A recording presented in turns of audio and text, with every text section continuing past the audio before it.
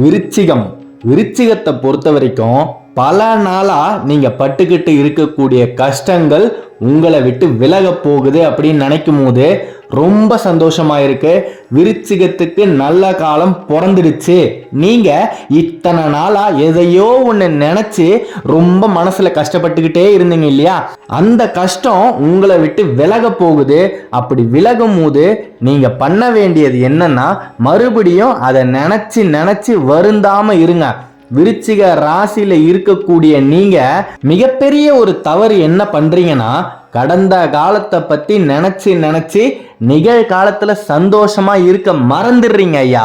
அதுலயும் விருச்சிக ராசியில இருக்கக்கூடிய பெண்கள் உங்களுடைய கடந்த காலத்தை பத்தி மட்டுமே தான் தினமுமே நினைச்சு நினைச்சு நீங்க வருந்திக்கிட்டே இருக்கீங்க. வருந்துவதால் எந்த விதமான பிரயோஜனமுமே கிடையாது. அதனால நீங்க நிகழ்காலத்துல நடக்கக்கூடிய நல்ல விஷயங்கள் எல்லாமே ஒன்று ஒன்றா இழந்துக்கிட்டே வரீங்க.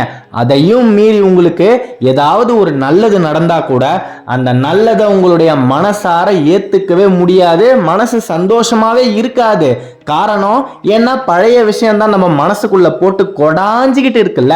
அப்படி இருக்கும்போது எப்பேற்பட்ட ஒரு சந்தோஷம் நமக்கு வந்தாலும் அந்த சந்தோஷத்தை நம்முடைய மனம் ஏற்கவே ஏற்காது.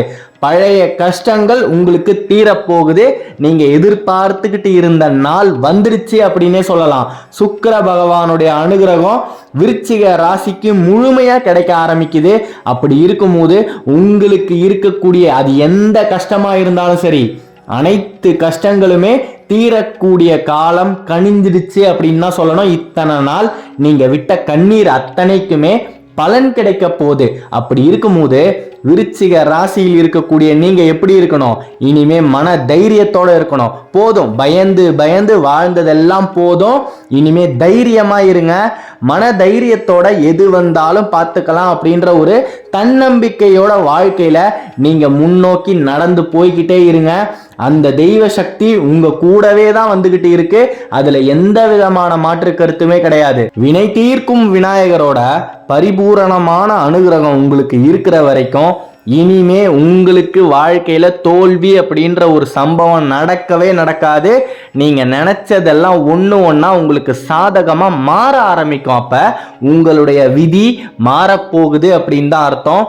நிச்சயமா நீங்க எதிர்பார்த்துக்கிட்டு இருக்கக்கூடிய விஷயம் உங்களை தேடி வரும். அதாவது அது எப்பேற்பட்ட கஷ்டமான விஷயமா இருந்தாலும் பரவாயில்ல, இத்தனை நாள் அந்த விஷயத்துக்கு பல தடைகள் வந்திருக்கலாம்.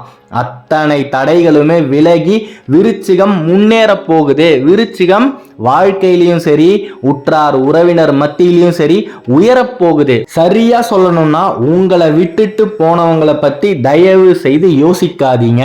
உங்க கையை விட்டு போன பணத்தை பத்தி என்னைக்குமே யோசிச்சு கஷ்டப்படாதீங்க. நீங்க நல்ல விஷயத்துக்காக தான் பணத்தை செலவு பண்ணிருப்பீங்க. ஆனா அந்த பணத்தை எடுத்துக்கிட்டு போனவங்க திரும்பியே வந்திருக்க மாட்டாங்க. நீங்க கொடுத்த பணத்தை போய் கேட்டாலும் அதை உங்களுக்கு கொடுக்கவும் மாட்டாங்க. சரியான ஒரு பதிலே இருந்திருக்காது. முறைகேடான வார்த்தைகளை சொல்லி உங்களை கஷ்டப்படுத்தி அசிங்கப்படுத்தி அனுப்பியிருப்பாங்க. ஏண்டா இவனுக்கெல்லாம் உதவி செஞ்சோம், நம்மளுடைய பணத்தை நாம வீணடிச்சிட்டோமோ அப்படின்னு நினைச்சு நிறைய கஷ்டப்பட்டுக்கிட்டு இருந்த காலமெல்லாம் மாறப்போகுது. அந்த பணம் உங்களை தேடி வரும். உங்களை வேணான்னு யார் தூக்கி போட்டுட்டு போனாங்களோ அவங்க உங்களை தேடி வருவாங்க.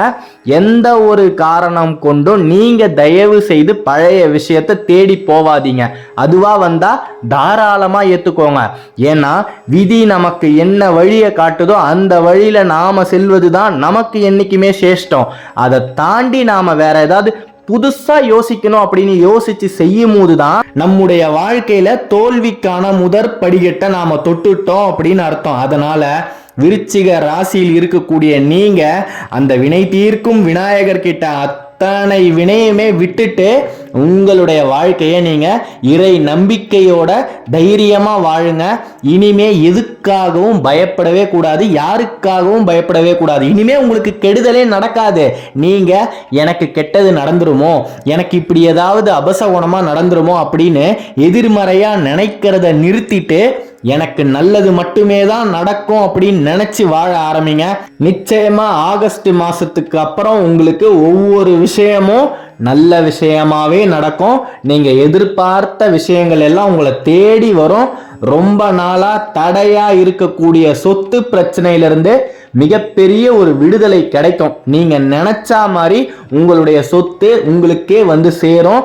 பல தடைகள் இருந்திருக்கலாம் இத்தனை நாள். ஏன் கூட பிறந்த சகோதரர்கள் கூட உங்களை எதிரியா நினைச்சு உங்களுக்கு கிடைக்கக்கூடிய சொத்துகளுக்கு பல தடங்கல்களை ஏற்படுத்தி இருக்கலாம். அத்தனை தடங்கல்களும் உங்களுக்கு இந்த காலகட்டத்தில் விலக போகுது. நீங்க எதிர்பார்த்துக்கிட்டு இருக்கக்கூடிய சுப காரியம் நடக்க போகுது. அது எப்பேற்பட்ட காரியமா இருந்தாலும் சரி. ரொம்ப நாளா உங்க வீட்டுல ஒரு திருமணத்தை நீங்க நடத்தணும் அப்படின்னு பல முயற்சிகள் எடுத்துக்கிட்டு இருக்கீங்களா?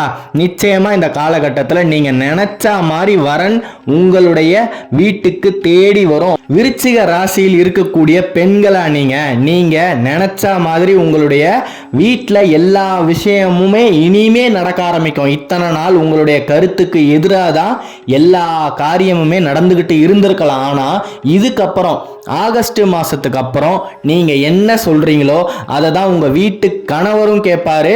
உங்க வீட்டில் இருக்கக்கூடிய முதியோர்கள், அது மாமியார் மாமனாரா இருந்தாலும் சரி, உங்களுடைய பெற்றோர்களாவே இருந்தாலும் சரி, இனிமே என் மகள் என்ன சொல்றாங்களோ அதை தான் நான் கேட்பேன் அப்படின்ற அளவுக்கு உங்களுடைய இல்லத்துல எல்லா விதமான மாற்றமும் ஏற்பட்டே தீரும்.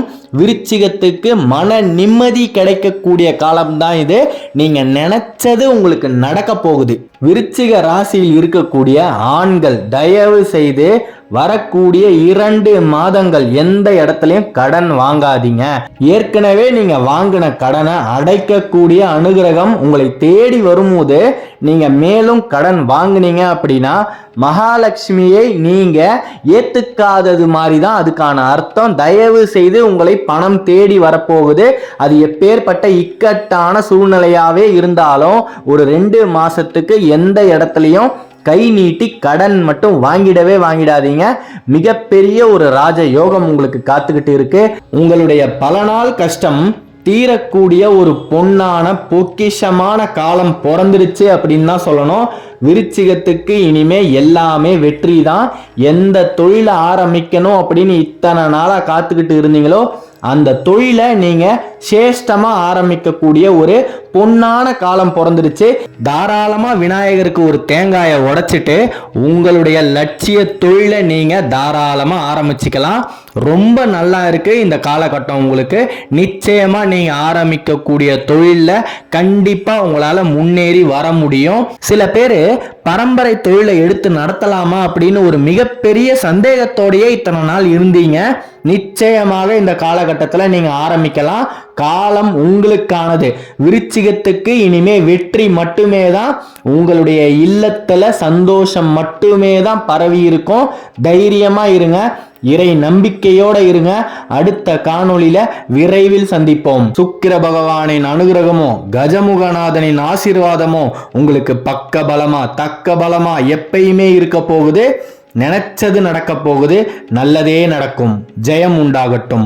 விருச்சிக ராசியை பத்தி நீங்க தொடர்ந்து தெரிஞ்சுக்கணும் அப்படின்னா இந்த சேனலை சப்ஸ்கிரைப் பண்ணிக்கோங்க. ஓம் விநாயகனே போற்றி, ஓம் கஜமுகநாதனே போற்றி. நன்றி.